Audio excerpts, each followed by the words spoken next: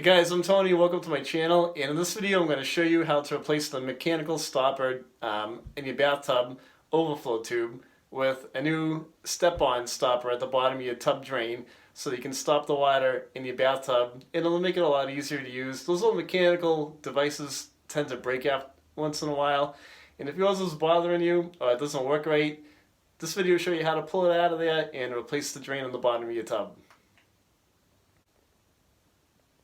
Oh yeah, and don't forget to give the video a thumbs up if you like it, and don't forget to subscribe to the channel. You don't want to miss anything. So all I need to do is to take out these two screws, and there's going to be, or there should be some linkage on this, unless you have like a pop up and down style drain. So I'm going to take these two bolts out. If they are rusty and crusty, you might want to try to match up some new ones at the hardware store.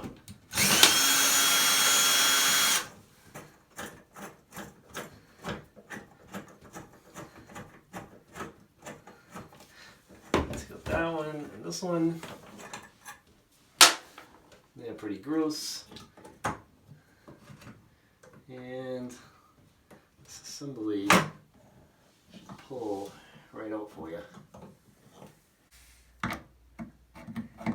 Okay, so replace the overflow plate they had in there with the block off plate like this, and just put the two screws back in, tighten them up.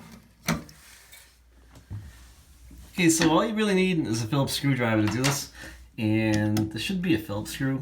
It shouldn't be a flathead screwdriver, but if it is, you'll need one of those.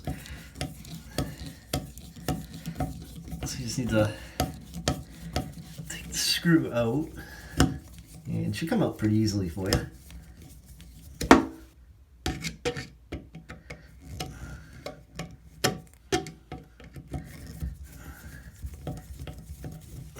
Just pull that out.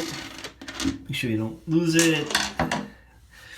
And you want to take off the drain cover. So to get the drain out, you can use a pair of pliers.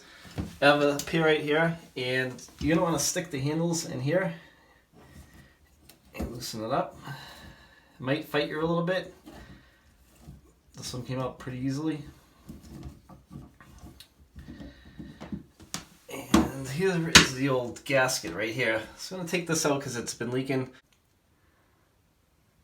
So now that you have the old drain out, you can put your replacement toe stop style drain in, and you're going to want to start it by hand. Make sure the threads catch, and it should screw right into place for you. Make sure you don't get your finger caught in there. You don't want the fire department to show up at your house. You'll be like that kid that stuck his tongue to a flagpole. You'll have your finger in there. So you want to stick your pliers back in there and tighten it down. Now, this particular drain had a brand new seal on it.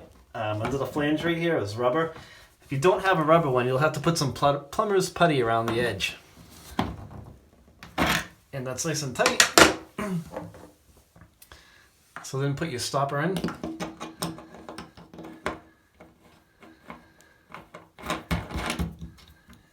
That's pretty much it, and you should be back in business.